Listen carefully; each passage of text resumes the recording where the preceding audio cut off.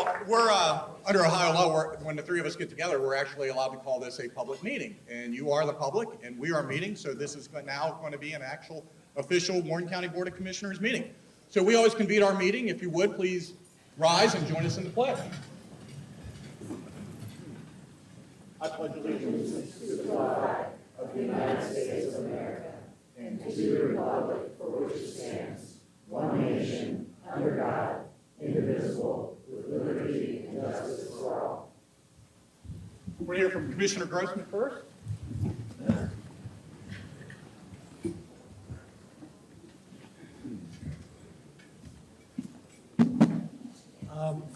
I'm going to move the flag.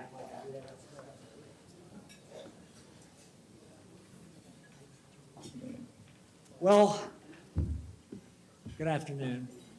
Thank you for coming today. As you know, those of us on the commission think that we are in one of the most wonderful counties in the country.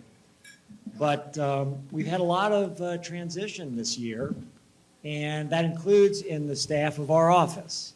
So I wanted to, I know that most of you already know this. And when I came and I became a member of the commissioner's body in January of 2015. And at that time, our county administrator was Dave Gully. But sometime, I was told that maybe a year after that, he was with us. He then left, and Tiffany Zindel became our county administrator. And ultimately, she left this year. Right? Okay, I'm sorry, because you know how soft-spoken I am. So is it because the mic's not on or because I'm not speaking into it? I got to be closer to it like this? Okay. Thank you, Bill, anyway. Because normally you might think that would not be a problem with me, but it actually is. I get told that all the time. Any event. So Tiffany Zindel became our county administrator, and this year she retired. And as a result of that, we made Martin Russell our county administrator. And Martin is here today. In addition, probably, I don't know if Tina Osborne, who was our clerk, and I don't know how long she was with us, for decades. She left too, at the same time. And now Crystal Powell is our clerk, who is at our table down here. And then for many years, I think it's 10 or 11 years, Susan Walter was the head of our Children's Protective Services. And she left because she flew the coop, went to Claremont County, but she couldn't be gone very long. And she came back, and she's now our assistant county administrator. So we want to thank, that's a big transition for us to have those three offices filled by completely new people at the end of the last year. Now, we also have, for the first time, we're established by the state legislature, not by the Ohio Constitution. So the commissioners exist under legislative enactment, and we can only do what the legislature gives us the power to do. But one of the things we're responsible for is providing for facilities for our countywide elected offices. And this year, something unusual has happened as well, because there are 4 new countywide elected offices that have been filled, and they will win in November, because I'm assuming either there are no Democrat opponents, and I'm guessing there are none, but I'm not sure of that. But if there are, I believe that our Republican nominees who are here today will win those offices. And so Larry Sims, who's right down here to the left, you can stand, Larry, he's going to retire at the end of this year. And he's been our sheriff since 2008. He's served us very well. And thank you, Larry, for all of your service. And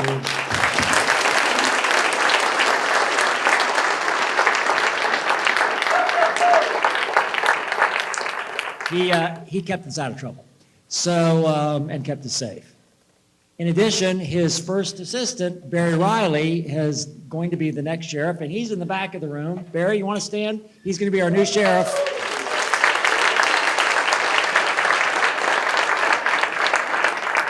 Our county treasurer, Barney Wright, is retiring. I didn't see him. Is Barney here today?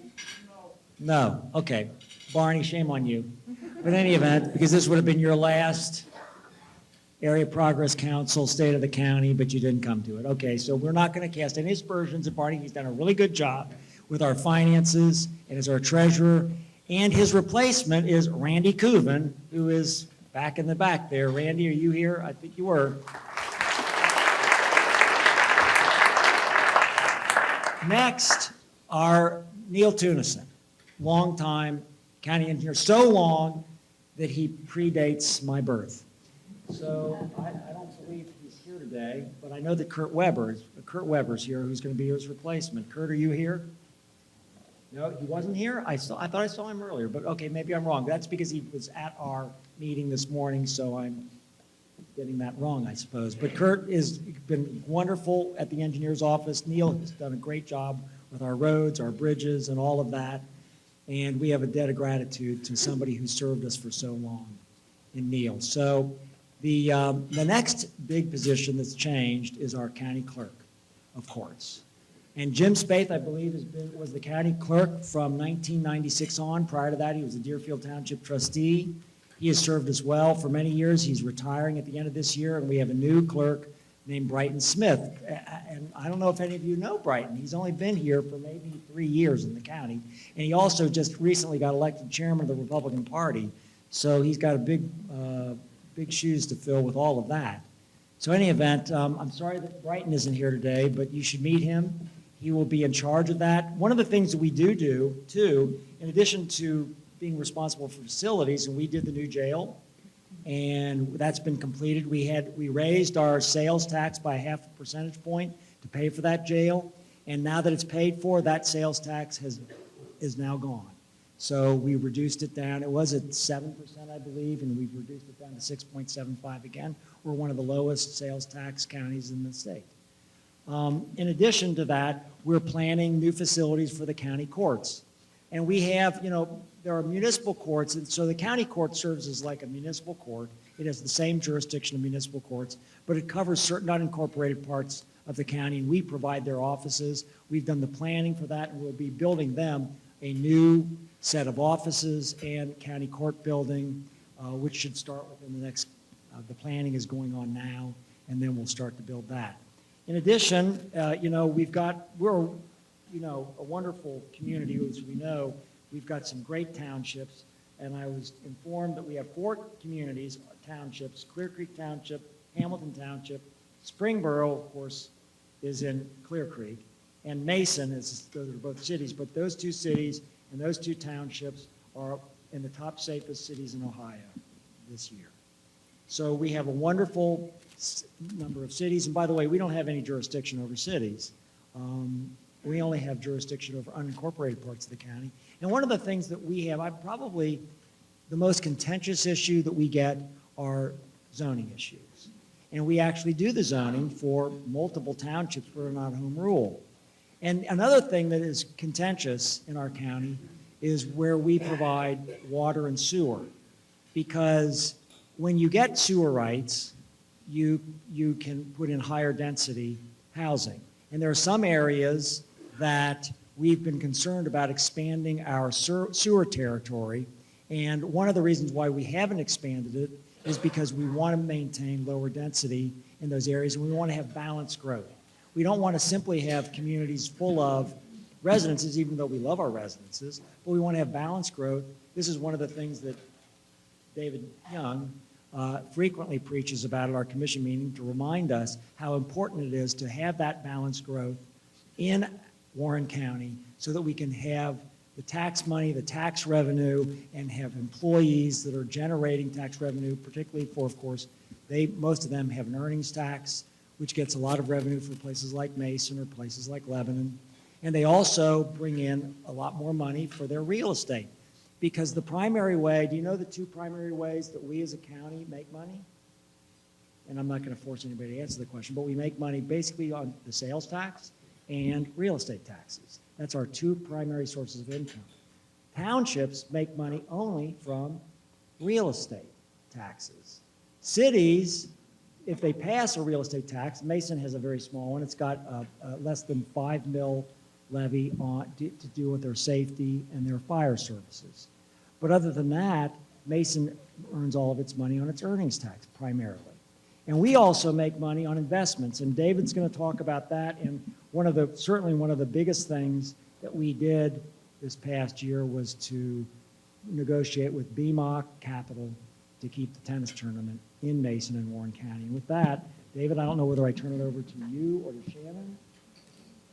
You want the mic? Would you like that? That would be easier. And apparently you've got to get your mouth much closer than I had to it. Thank you all very much for having us again. I always appreciate this opportunity to visit with the Area Progress Council and to share a little bit of the work that we've been doing as a board, and individually we all work on various projects. And so I'll quickly talk about a few things that have been at the top of my list over the last year since we last reported out to the public.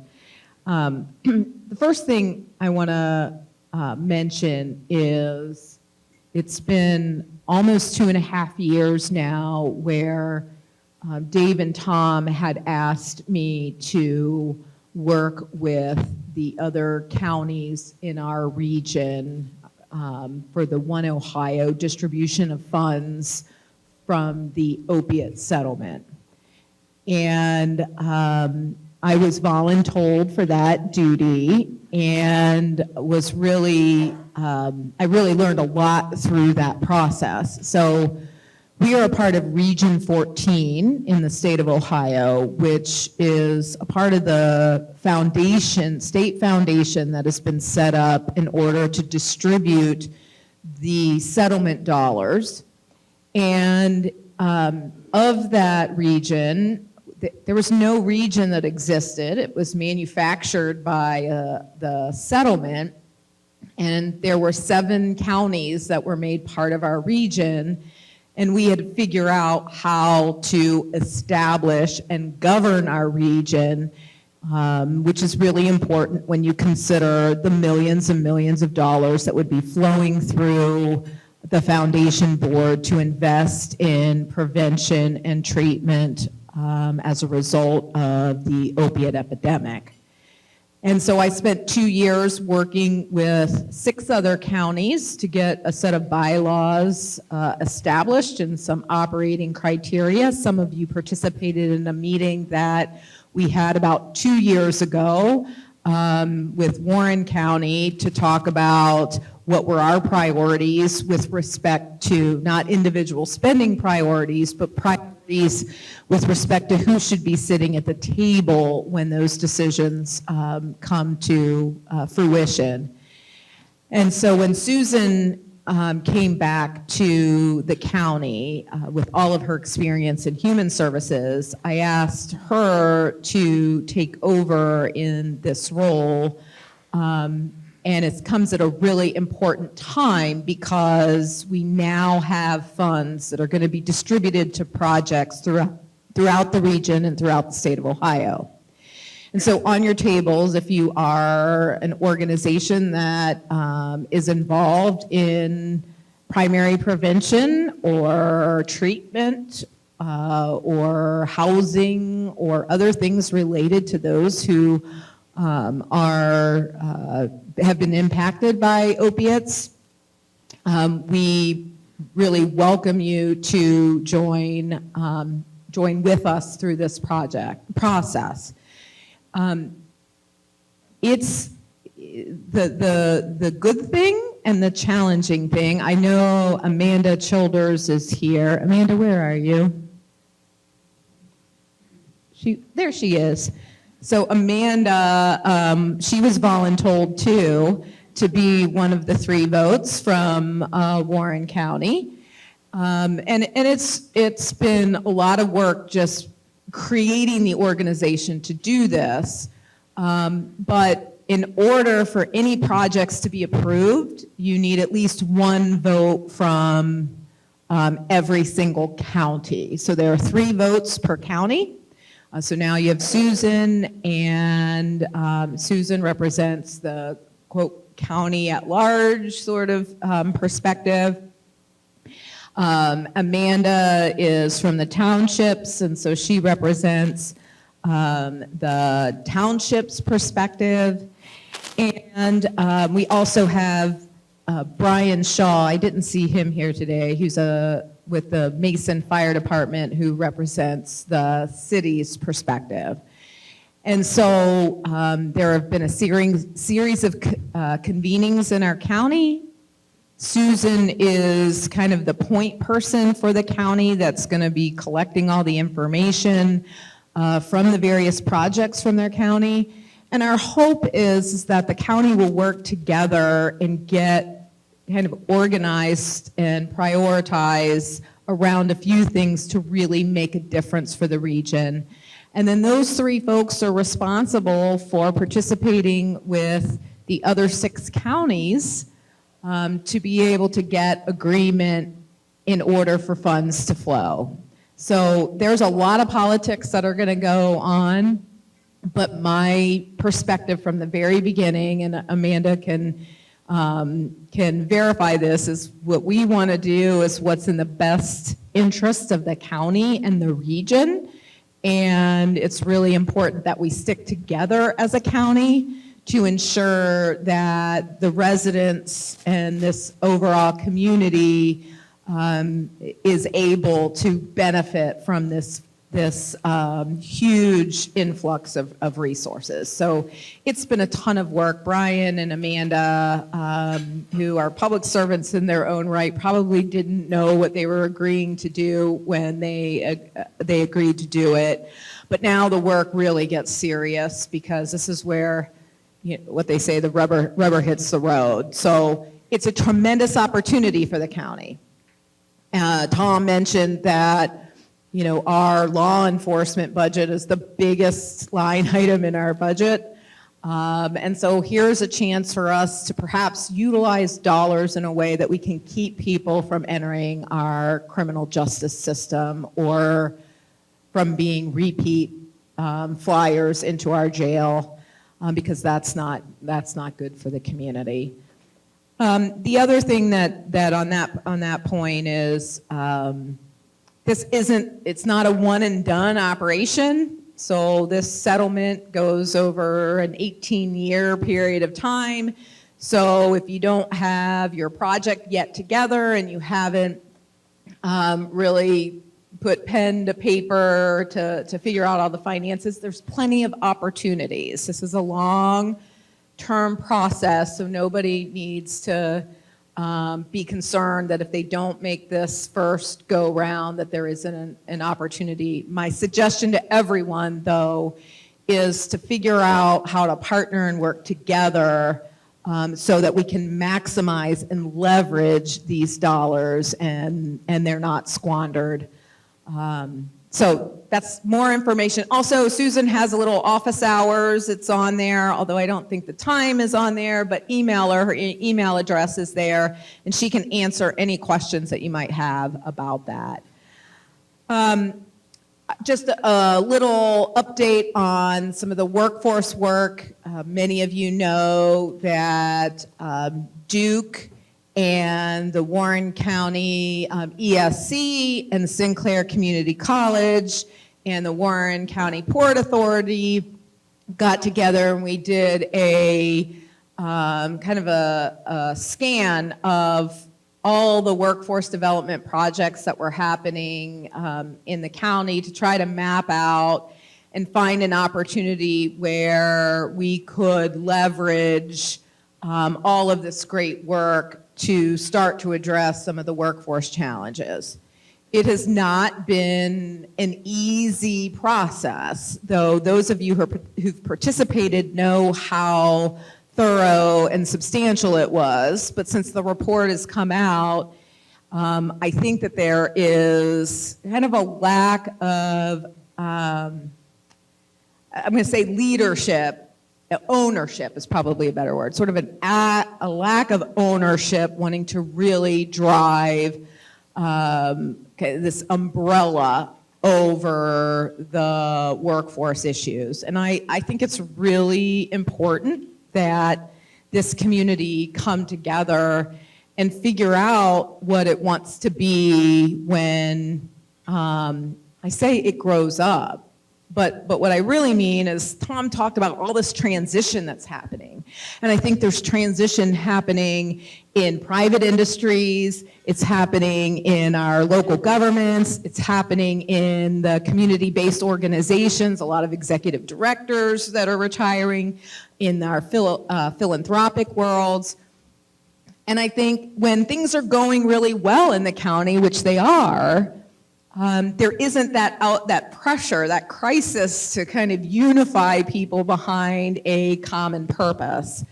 And I think as we are watching what's happening in other parts of the state with Intel and Honda and other mega projects, we've got to decide what it is that we want in this community, and we have to go out and get it, because nobody's going to get it for us. And that's really hard work. It's easy to say, but it's really hard to find the community will, the collaborative will to say, what is it with this undeveloped land that we do have, with some of the opportunities that we do have with two interstates running on our borders. What is it that we want to become? Because development is going to continue to happen in this community, whether we do anything or not. The question is it going to be what it is we want, and does it support does it provide enough economic activity to be able to support the families that want to live, work, and play here? And so I've said this in a lot of different ways over the years when I've come to the Area Progress Council. I've said, gee, we have some housing challenges here. We have transportation challenges here. We have workforce challenges here.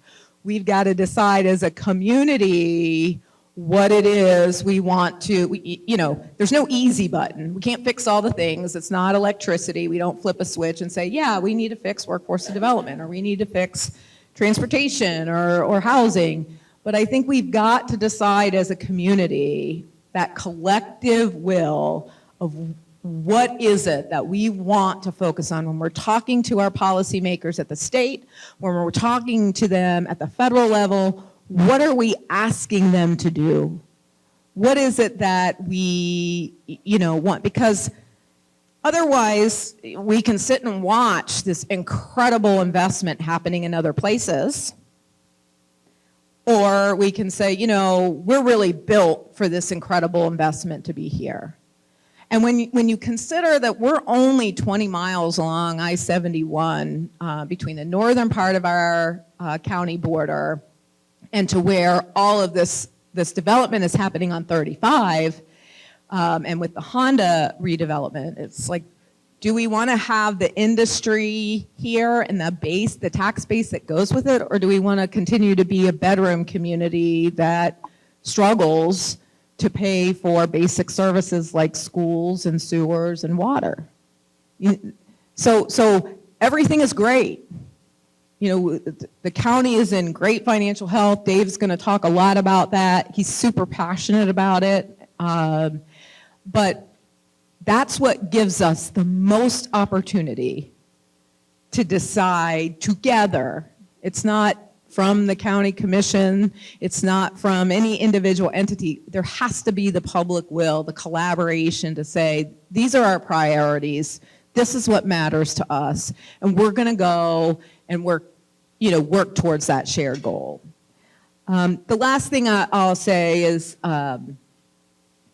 some of you know that I've been really involved both in our state association, the County Commissioners Association of Ohio, and the National Association of Counties. And I've been really proud to be elected to our national board, and I chair one of our state policy committees. And through that effort, I've really learned a lot from other counties all around the country about things that are working really well in those communities and things that might not be working so well in those communities.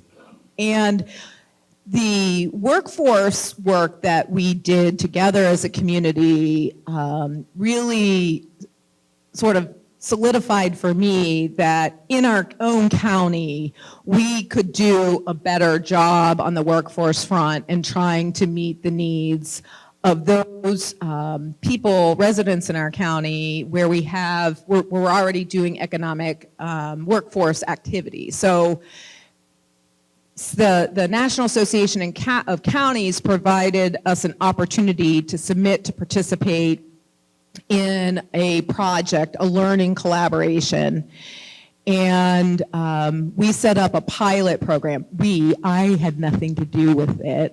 Our great staff at Children's Services and Ohio Means Jobs and Human Services, along with the Warren County Career Center, worked together to identify those kids in high school that were eligible for temporary assistance for needy families, and to figure out how we could utilize those resources in a flexible way that put them on a track to be successful in job training programs. For example, using those dollars instead of direct cash assistance, but using those flexible dollars to pay for equipment, special equipment that kids need to do some of these manufacturing jobs.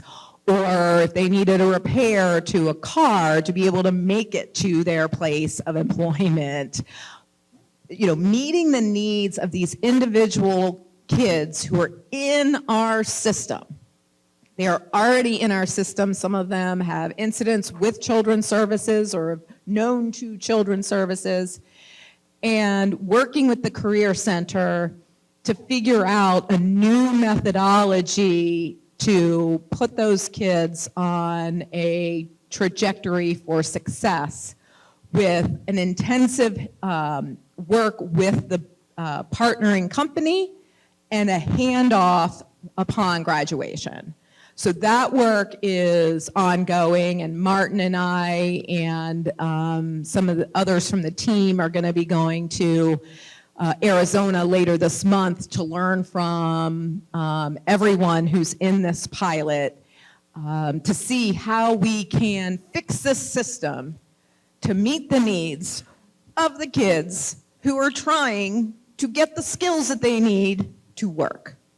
That's what we're all about in the county, and I'm really proud of this team in Warren County that has put this work together, because I think now we're going to have counties who are learning from them, just like I have had the pleasure of learning from my peers in other parts. And so it's really exciting work. So those are the things that I'm really excited about, continuing to talk about workforce and how we can address workforce in our, I didn't even see you sitting back there. Joel, thank you for doing that great work. And I know Josh and Tanya Josh, are you there too? Josh, so stand up, would you? And you too, Joel, you don't get out of it. And Tanya from Children's Services, this piloting something new in government is really, really hard.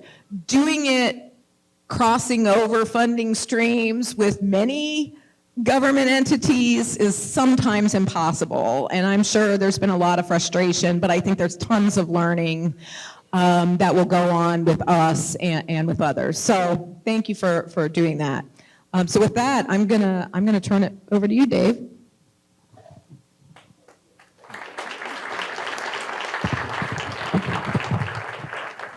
I think I will stand up, because you give me a microphone and sitting down, I might go too long. So I'll stand up for this. And first of all, I want to say thank you to my two colleagues. I mean, just listening to the two of them, they have such different skill sets and what they're passionate about. It's really a pleasure to work with both of you, because they do bring so much to this job, and it's just such an honor to be with really super smart people that are just passionate about their community. So thank you. This is one of my favorite days of the year. It's about my 20th now, believe it or not, serving as your commissioner, and it's been a really good run. Our county is blessed. Our county is thriving. Our county is firing on all cylinders. It's not perfect. We're not perfect. The residents aren't perfect. The businesses aren't perfect, but we're clicking. We're moving along. We're doing it together with a common goal. At the county level, to speak a little bit about our finances, we are almost a $90 million budget now, which is a lot higher than when I started 20 years ago. One of the things I'm actually proud of is that this budget is increasing 4.5%, which, why in the world would you be happy? Because in the context of the inflationary pressures that Washington has thrown on us with trillions and trillions and trillions of deficit spending, throwing kerosene on a pent-up demand economy where inflationary pressures were going to happen, they did happen. And so to keep our budget growth at 4.5% when we're paying 1,000 employees, just like you and your businesses are paying employees more, that affects all of us. So to be at $90 million with a 4.5% increase is where we're at. We've always tried to take the approach, we are budgeting to bring in less money than what we actually do bring in, and we're budgeting to spend more money than what we actually do spend. And when you do those two very simple things over a long period of time, it tends to work out for you. You bring in more than expected, you spend less than expected, good stuff happens over time. 57% is going to public safety. And again, I want to publicly thank Larry Sims. Our community is a better place because of you. Thank you for what you've done in your service to our community. 41% to general operations, less than 1% to miscellaneous, whatever the heck that is. And here's my favorite number, 0 debt service.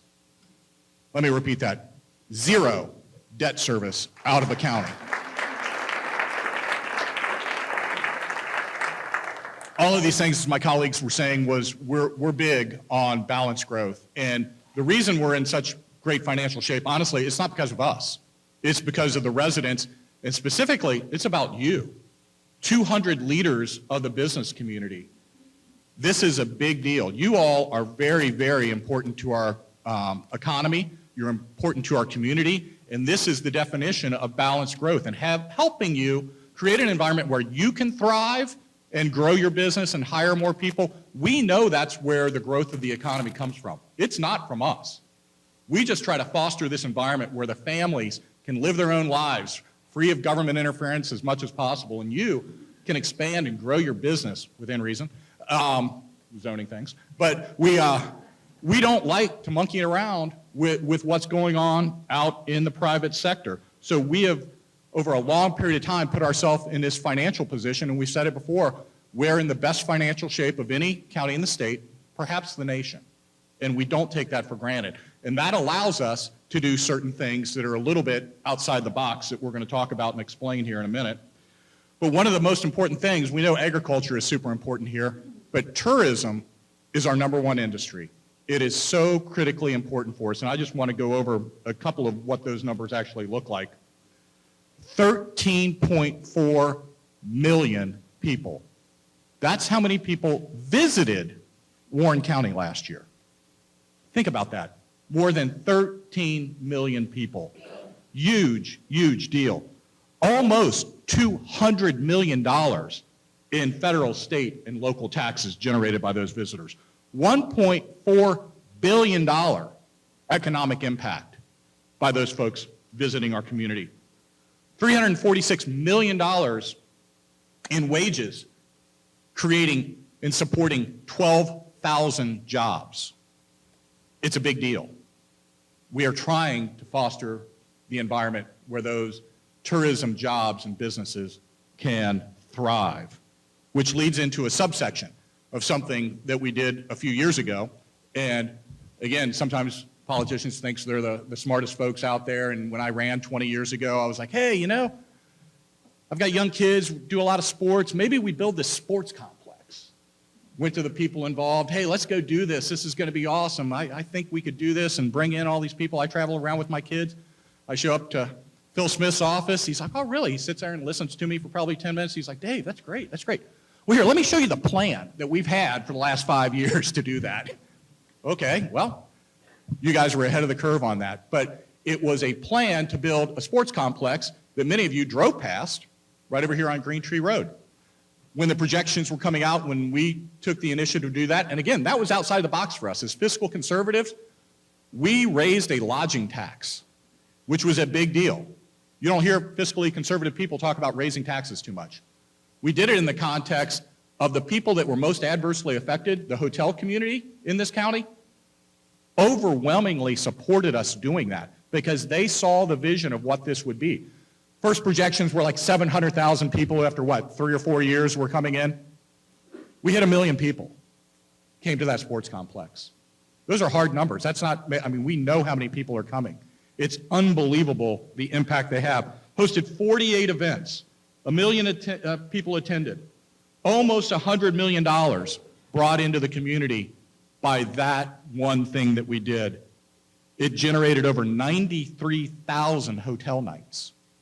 Those people are not just coming, having Johnny or Susie play a game and turning around and leaving. They're staying. They're staying in our hotels. They're eating in our restaurants. They're shopping.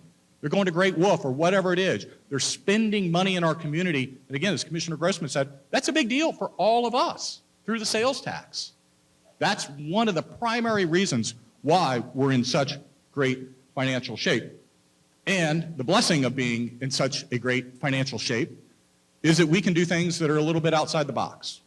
And I wanted to explain to this group, the business leaders of the community, why in the world would fiscally conservative people go and spend the kind of money that you just spent on a sporting event? Very valid question. Let's talk about that for a second. I'm a big Reds guy, big Bengals fan. Those are national assets, right? We happen to have the one global sports asset in the state of Ohio in our backyard in the city of Mason, known as the Western Southern, now the Cincinnati Open. That is a global event. When Rafael Nadal would play, the Spanish hero, literally, people, the entire country would shut down. They would all go watch. And what would they see? They would see all of our local businesses and the national businesses advertised, and they'd see Kings Island in the background. They would see our community. When Matt Schnipke, our economic development guy, when the three of us send him to conferences and do things like that, we don't send him to Europe. Number one, we're too tight to do that. But number two, we don't send him overseas to go sing the praises of Warren County. But yet we have 40 international companies. Looking at one of them right in front of us, Festo. We have 40 international companies that have chose to make Warren County at least their partial home. That is a big deal. I, as a business guy, happen to not really believe in coincidences too much. I believe there's a direct correlation with the branding and the marketing that goes on with our one global event in the state and the number of international companies that we have located here in Warren County. I think it's a big deal. So we were presented with a free market. So what happened is, and a lot of folks don't completely understand that, hey, did Western Southern sell this? Did the Linder family sell the tournament? What happened? What happened was the U.S. Tennis Association owned one event. The U.S. Tennis Association went $600 million into debt by expanding where they play the U.S. Open in Flushing Meadows, New York. $600 million. They completed that in what, 2017, 18, something like that? What happened right after that? COVID happened right after that. They had a $600 million debt service, and they had no people coming to watch tennis. They were in trouble. Madrid, one of the privately owned tournaments that's actually very comparable in size and scope to our tournament here in Warren County, Madrid sold for $400 million to a private individual. U.S. Tennis Association says, we need cash. What do? We own one event. It's kind of the warm-up for the U.S. Open. We own the Mason tournament. Let's put it out for bid. A couple of local groups bid on it. A couple of national groups bid on it that said for sure they're moving it. And then one hybrid right in the middle group bid on it out of Charleston, South Carolina. A guy named Ben Navarro, billionaire guy, banking guy, credit card guy. And his daughter happens to be a professional tennis player. He's a big sports guy. He bid on it and won $300 million of private capital is what they paid for that tournament. So now there's a private profit motive behind this. And being from the Carolinas, his CFO is a Charleston guy, or a Charlotte guy.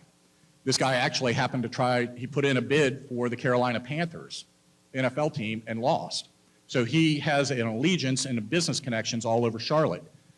They asked Charlotte, would you like our tournament that we just paid for? Charlotte said, heck yes, in a heartbeat. So they were going to build from scratch, close to a $400 or $500 million project, building from scratch, but it was exactly the way they wanted it.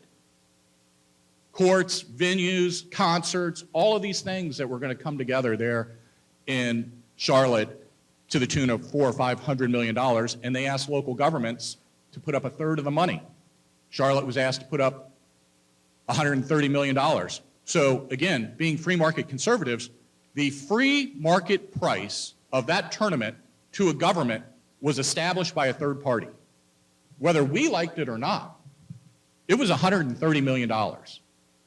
Somebody was going to come in here and try to take our asset, and kind of kick our asset, and take that tournament for $130 million, and we said, time out. No, this is a big deal. We're gonna work with our partners in the city of Mason and the state of Ohio. So we came up with a plan. Had a lunch with them, with the top people, actually in Mason, and after I went to my colleagues and said, well, this is kind of a crazy idea. What if we think a little bigger? What if we think a little bit outside the box? Went to our county auditor, who was very astute with me, and told me, you know what? You guys have played by the rules. You've done everything right for decades. We have money. Called Senator Wilson, called Representative Matthews, called the governor. I'm like, hey, this thing's gone. They're leaving. That's why they're not communicating with the corporate environment to try to do sponsorships. That's why that was all delayed and very late at the end of the game, because the tournament, they were gone. And went to them and said, what if we match what the free market is telling you? That $400 or $500 million project over here, $130 million from private sector. What if we matched $130 million coming from little old Warren County, Mason, in the state of Ohio? They were like, really? Yeah, really. And so we went down that path of negotiating, because it's not a $400 or $500 million project here in Mason. It's about $250 million, so it's $260 million. And we went to them and said, here's the plan. We're going to ask our partners to ante up. We're in an unbelievably strong financial position. We don't want to lose because of money. And we presented a plan, and they said, yes. So that asset that brings in $150 million in and of itself, with 200,000 people visiting our community for a week at a time, is now staying. The best analogy was, I remember when the Reds hosted the All-Star game. It was a great event. The banks were packed, everything was going on, a couple 100,000 people in town. It's like Warren County and Mason are hosting an All-Star game for 7 nights. It's that big of a deal. And it's getting better. In 2 years, this is moving to a 2-week tournament, not 1 week. So essentially, there's going to be close to 400,000 people in our community, generating $300 million worth of annual economic impact. It is a tremendously big deal, which is why we, as your Board of Commissioners, decided to spend these beloved taxpayer dollars on, and I want to be clear about this, a publicly owned asset. That racket complex is going to be owned by the public. We are hiring the new managers to run it. That is what they do, and they're very good at it, but that is going to be publicly owned. And as a kicker, we thought, well, how long are they really committed? We threw out a number. Hey, how about 30 years? Huh, can't do 30 years. We'll do 25. 25 years. So it was a team approach of the state of Ohio, our partners at the city of Mason, and your Board of Commissioners, and I want to publicly also thank Sinclair Community College. They stepped up to the plate. Colleges own the surrounding land, and higher education people, Dr. Johnson's a heck of a lot smarter than me, so he actually is a long-term thinker and thinks about all this stuff. And they have these master plans of the way their campus is going to be laid out for the next 20, 30 years. They're amending that because of this. We asked them, and they are changing what they wanted to do with their property because it's needed for a grand boulevard and things like that. So I want to specifically thank you, Sinclair. You were very important to this.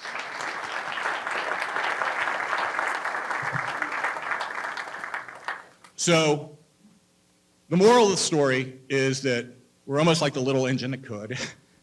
We came up, we saw, you know, a little bit of, I don't want to call it David and Goliath because we're in really, really good, we're in better financial shape than Charlotte ever thought about being in here in Warren County. And we played in the big leagues and we won, which is what Warren County has a history of doing, competing not just on a national scale, but a global scale for businesses and companies like yours. And we've competed, we don't win all the time, but we win a heck of a lot, and we won that one. And so with that, I'd like to say the state of your county is good. Thank you.